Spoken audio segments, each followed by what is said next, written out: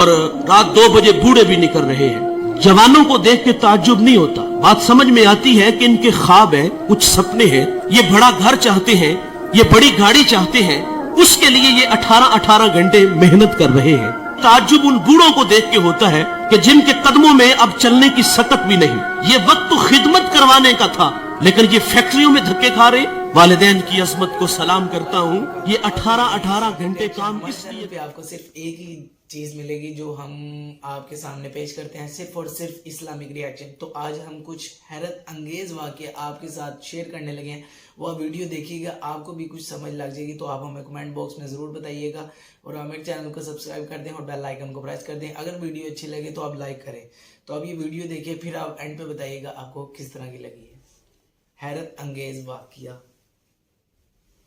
اس سے 1 صدی قبل جب چائنا میں زلزلہ آیا تھا تو لاکھوں لوگ جو ہے وہ ملبے تلے دب گئے اور خاک کا ڈھیر بنے تھے، اور ایک بہت بڑی بلڈنگ جب وہ نیچے گرتی ہے تو اس کے ملبے کو اٹھایا گیا، تو کافی دن لگ گئے اس ملبے کو اٹھانے کے لیے، لیکن ایک جگہ دیکھا گیا کہ وہ سل تھی، اس کو اٹھایا تو نیچے ایک چھوٹا سا بچہ ہے اور ساتھ ایک خاتون ہے، اور دونوں بے ہوش ہیں۔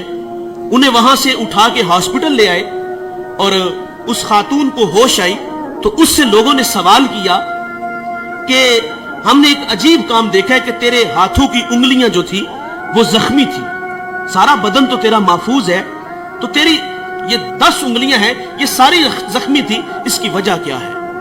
تو وہ خاتون کہتی ہے کہ یہ میرا بیٹا 2 دن تو میں اس کو اپنے چھاتی کا دودھ پلاتی رہی، اور جب دودھ خشک ہوا تو میں اپنی انگلی اس کے منہ میں ڈالتی، کبھی اپنی زبان اس کے منہ میں ڈالتی، کیونکہ زبان بھی کانٹا بن چکی تھی، لیکن یہ بیٹا خاموش نہیں ہوتا تھا، روتا تھا، اور مجھ سے اس کا رونا دیکھا نہیں گیا۔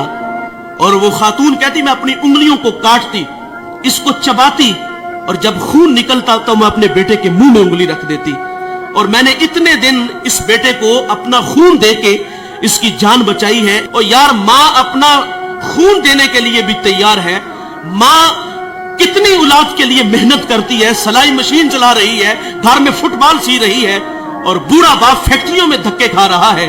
ہم اکثر رات لیٹ گھر جاتے ہیں، کسی شہر سے گزر ہوتا ہے تو فیکٹریوں سے ہم دیکھتے ہیں کہ جوان بھی نکل رہے ہیں اور رات 2 بجے بوڑھے بھی نکل رہے ہیں۔ جوانوں کو دیکھ کے تعجب نہیں ہوتا، بات سمجھ میں آتی ہے کہ ان کے خواب ہیں، کچھ سپنے ہیں، یہ بڑا گھر چاہتے ہیں، یہ بڑی گاڑی چاہتے ہیں، اس کے لیے یہ 18 گھنٹے محنت کر رہے ہیں۔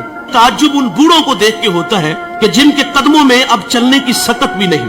یہ وقت تو خدمت کروانے کا تھا، لیکن یہ فیکٹریوں میں دھکے کھا رہے۔ والدین کی عظمت کو سلام کرتا ہوں، یہ 18 گھنٹے کام اس لیے کرتے ہیں کہ پہلے ہمارے بچے اسکول میں پڑھتے تھے، اب کالج میں ہیں، یونیورسٹیوں میں پڑھتے ہیں، اب خرچے بڑھ گئے ہیں، ان کی تعلیم کو مکمل کرنے کے لیے وہ 18 گھنٹے کام کرتے ہیں۔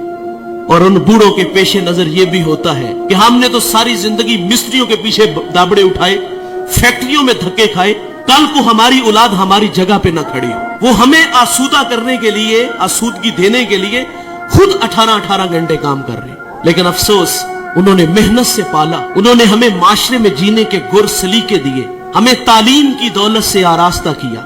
ماں گھر میں فٹ بال سی کے بچوں کے لیے پیسے جمع کر رہی ہے، کئی بار ہاتھ زخمی ہوا، ساری رات وہ سلائی مشین چلا کے اپنی اولاد کی تعلیم کے لیے محنت کی، اور ہم اتنے بڑے بنے کہ جب ہم کسی اعلیٰ مسند پہ بیٹھے تو اب ماں باپ خود کو چھوٹا محسوس کرنے لگے۔ یہ رویے ہیں ہمارے، وہ ہمیں بڑا دیکھنے کے لیے خود ہارے۔ مجھے سرے راہ ایک بوڑھا ملا، وہ چنے بھون رہا تھا، تو میں اس کے پاس رک گیا اور اس کا ہاتھ بھی کام نہیں کر رہا تھا۔ میں نے کہا بابا جی اس عمر میں بھی کام کرتے ہو؟ تو وہ بوڑھا مجھے کہتا ہے کہ مولوی صاحب میرا پتر 14ویں کلاس میں پڑھتا ہے۔ لیکن سخت افسوس، ہم بڑے بنے تو ماں باپ خود کو چھوٹا محسوس کرنے لگ گئے۔ اب باپ کا تعارف کراتے ہوئے بیٹے کو شرم آ رہی ہے۔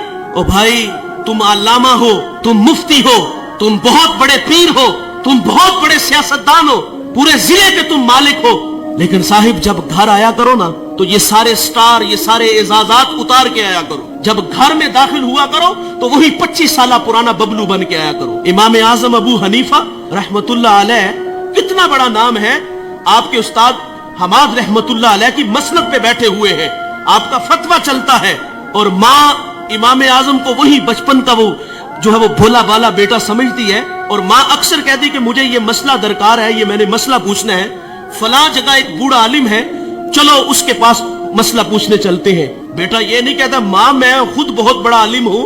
माँ ने कहा उस आलिम के पास जाना है, तो इमाम आजम सवारी तैयार करते, माँ को उस पे बैठाते और खुद नुकेल पकड़ते और आगे आगे खुद चलते, उस आलिम के पास जाते, दस्तक देते, वो बाहर आते तो उसकी हया से निगाहें झुक जाती और कहा मेरी माँ ने आपसे कोई मसला पूछना है तो इनकी जरा रहनुमाई फरमाइए। वो मसला पूछती तो वो इमाम आजम से कहता कि इसका जवाब क्या है, आप इरशाद फरमाएं। आप आहिस्तगी से फरमाते इसका ये जवाब है, और आप थोड़ी सी ऊंची आवाज में मेरी माँ को मसला बता दो। सारी जिंदगी ऐसे ही हुआ, और माँ बाप के लिए तो औलाद वही 25 साल पुरानी होनी चाहिए ना। लेकिन अफसोस कि हम घर में भी आते हैं तो पीर बन के आते हैं, अफसोस कि हम घर में भी आते हैं तो बहुत बड़े अल्लामा बन के आते हैं। इनकी कदर करो साहिबो, कदरे नेमत जवाले नेमत के बाद है, अगर ये रूठ करके चले गए तो हमसे। ये थी आज की हमारी वीडियो, जो कि आपने ये बताना है आपको ये वीडियो देख के आपकी थोड़ी नॉलेज में इजाफा हुआ है कि नहीं। ये था एक हैरत अंगेज वाकया। ये थी आज की हमारी वीडियो जो बहुत ही खूबसूरत थी। आपको मिलेंगे एक नेक्स्ट वीडियो में बहुत ही अच्छे टॉपिक के साथ। तब के लिए अल्लाह हाफिज़ और दुआ में याद रखिएगा, और मेरे चैनल को सब्सक्राइब करके बाय। ये एंड पे ना